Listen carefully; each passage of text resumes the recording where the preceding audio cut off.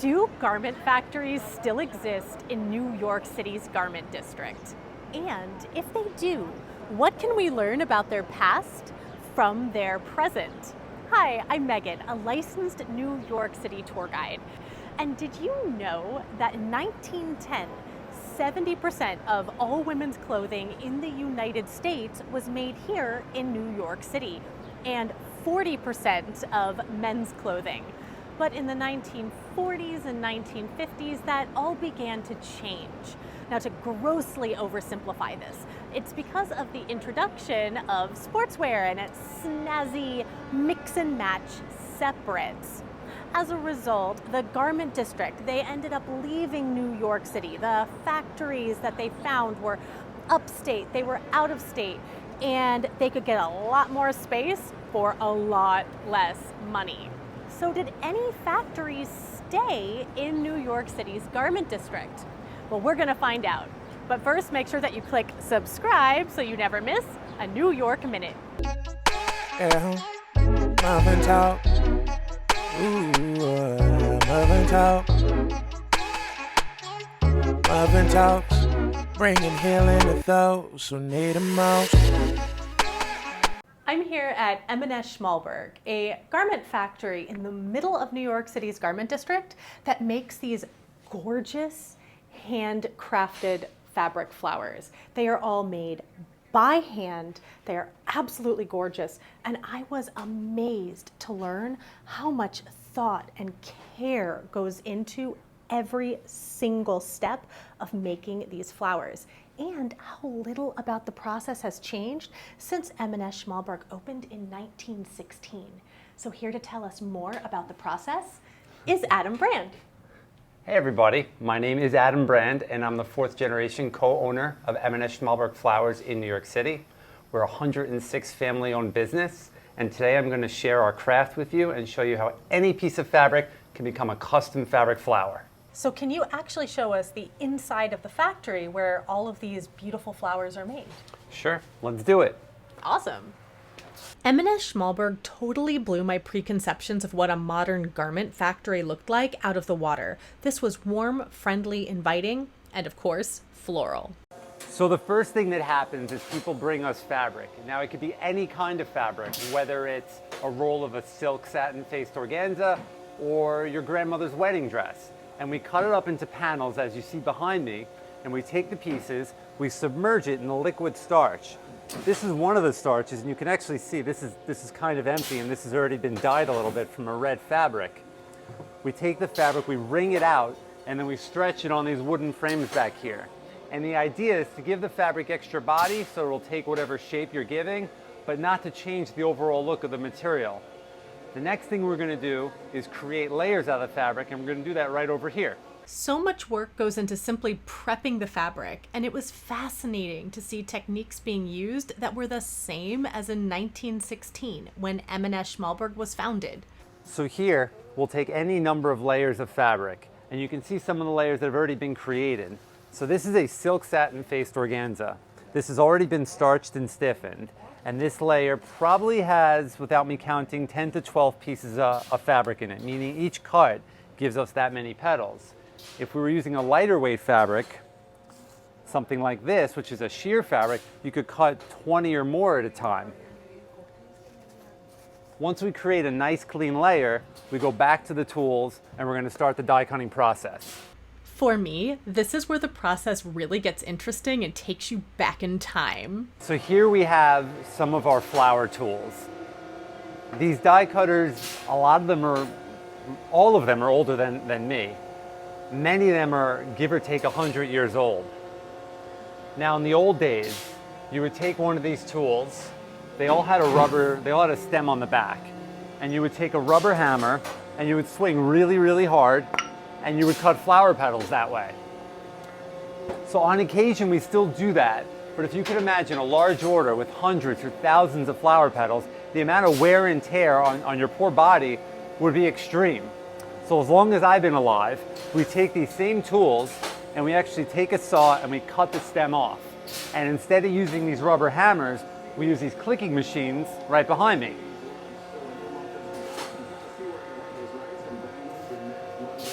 So now I'm going to take one of these layers of fabric that we made before, and I'm going to cut some daisy petals.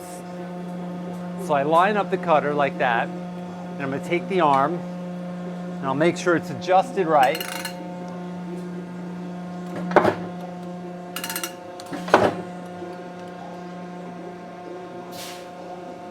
And the result is a beautiful stack of petals.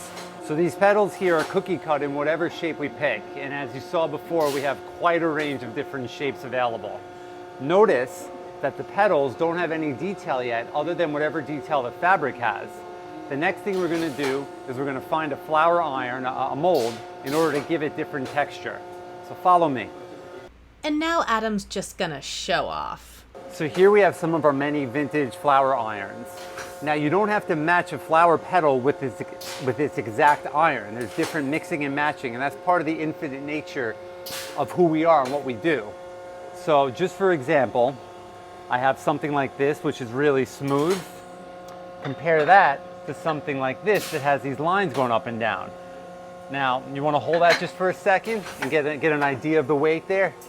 Oh my God. Okay, all right. So you could take this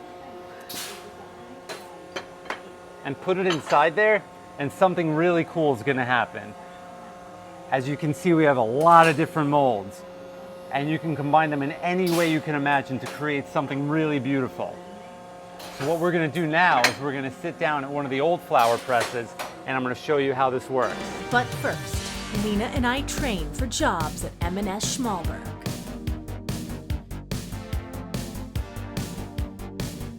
Just showcasing how strong Adam is. Over here, we have our different flower molds, and you can see some of them, oh my God. So here's where we take the different petals that we cut, and we apply a pressing to them.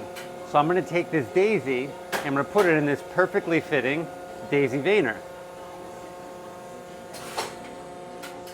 Now because I'm using silk, I could do a few at a time.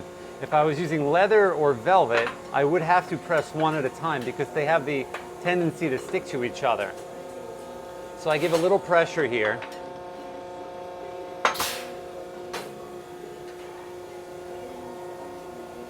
And there you have it. So here, the artists take any of the different shapes that we cut in the back, which you saw was virtually infinite, and they mix and match using a variety of techniques to create all the flowers that you've seen around the showroom.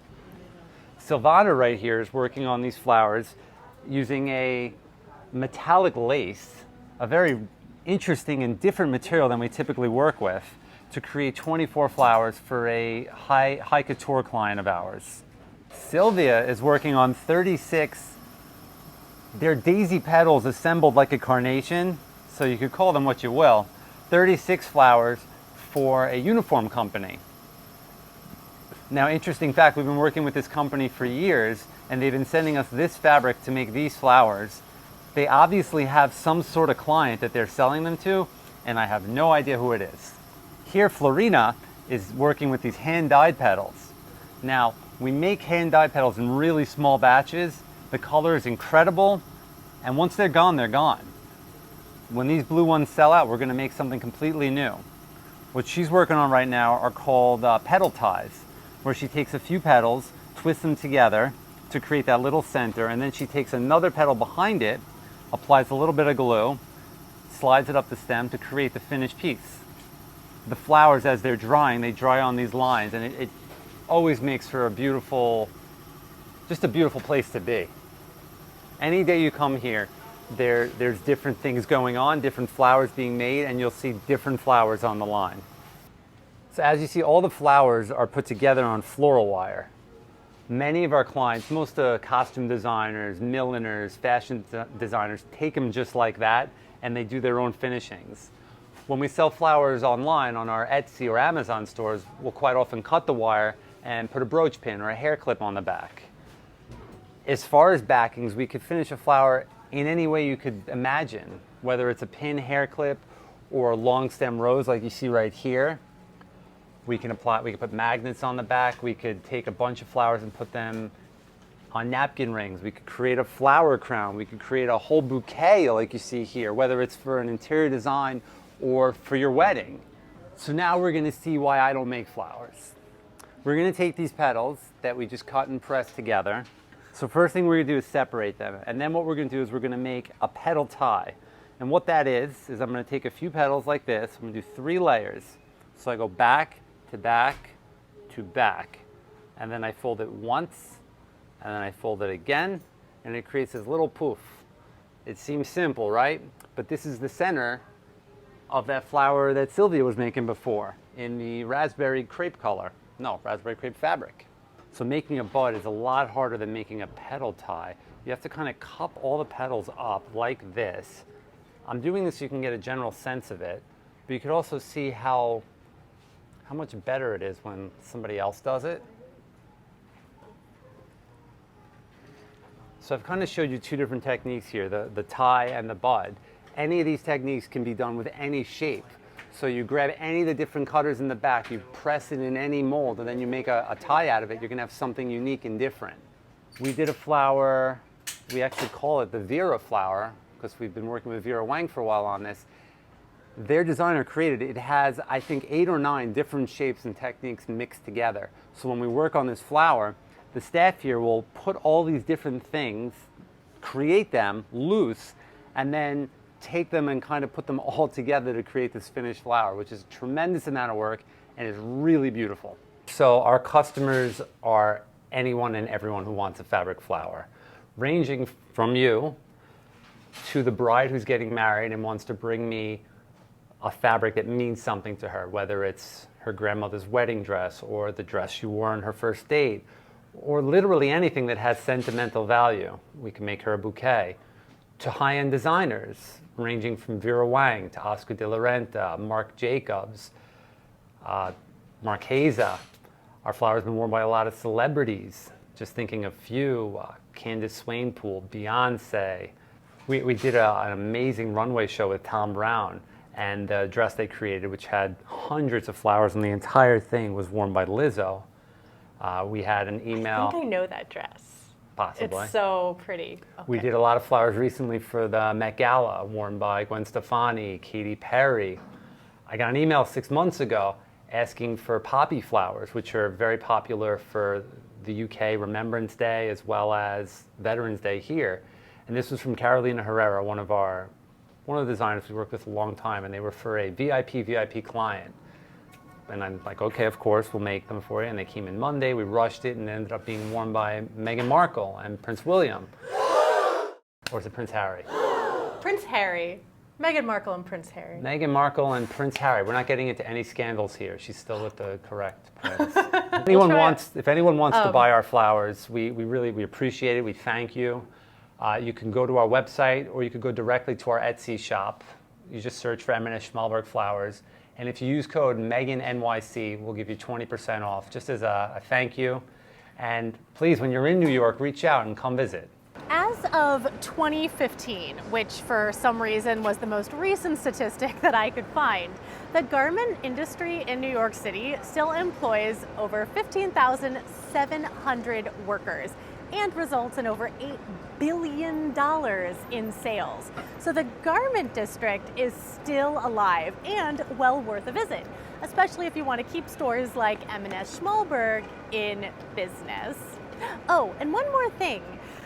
Guests are always asking me about what is a truly unique New York gift to bring back to people at home.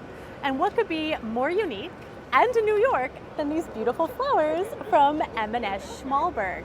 These flowers are made in New York City. They are connected to over a century of history and all of the millions of garment workers who have worked in the industry in New York City. Thank you so much for watching. If you do want to shop at M&S Schmalberg online, they do have an Etsy shop. I do have a discount code. So visit their Etsy shop. I'll link it in the comments, and you can use the code MEGANNYC.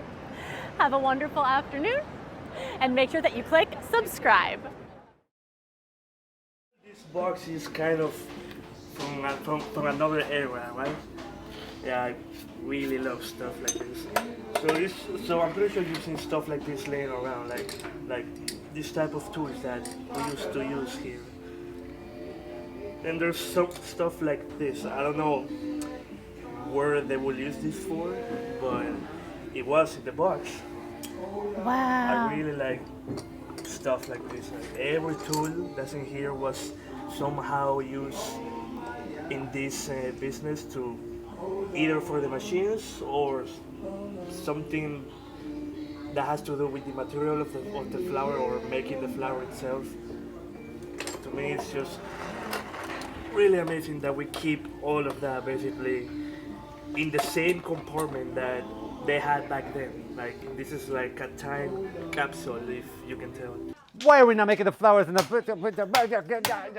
Oh. After the flowers in the...